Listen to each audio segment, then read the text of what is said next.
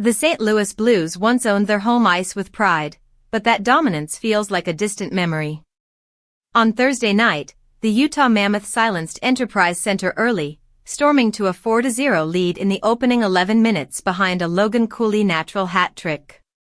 The Blues showed flashes of fight, closing the gap to 5-4 in the third period, but their rally ran out of time as Utah held firm for a 7-4 victory.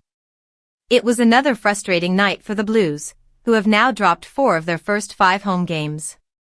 Pavel Buchnevich scored in his 600th NHL game, Robert Thomas reached his 400th career point, while Nathan Walker, Pius Suter, and Philip Broberg each added goals. Yet the effort couldn't mask their slow start and inconsistent defense. Goalie Joel Hofer was pulled for the second straight game after allowing 3 goals on 6 shots, continuing a worrying trend between the pipes. Coach Jim Montgomery admitted the first period wasn't good enough but praised the team's fight afterward. He said the group is improving its habits and intensity, but falling behind early makes every comeback a mountain to climb.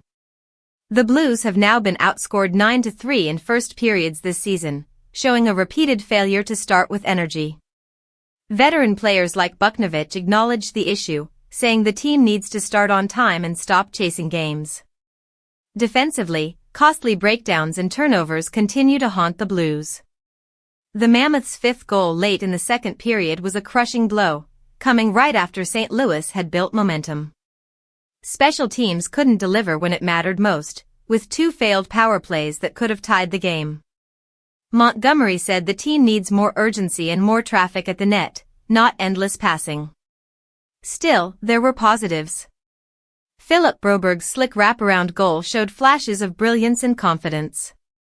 Oskar Sundqvist returned from injury and made an immediate impact, adding grit and assisting on Walker's goal. The energy line with Walker, Sundqvist, and Matthew Joseph brought intensity, setting an example of how this team needs to play. But inconsistency remains the biggest enemy. The Blues' once dominant home ice now feels like unfamiliar territory. They're averaging nearly 5 goals against per home game, and their early lapses keep burying them before they can find their rhythm. Montgomery remains optimistic, believing this group can rediscover its identity through effort and discipline.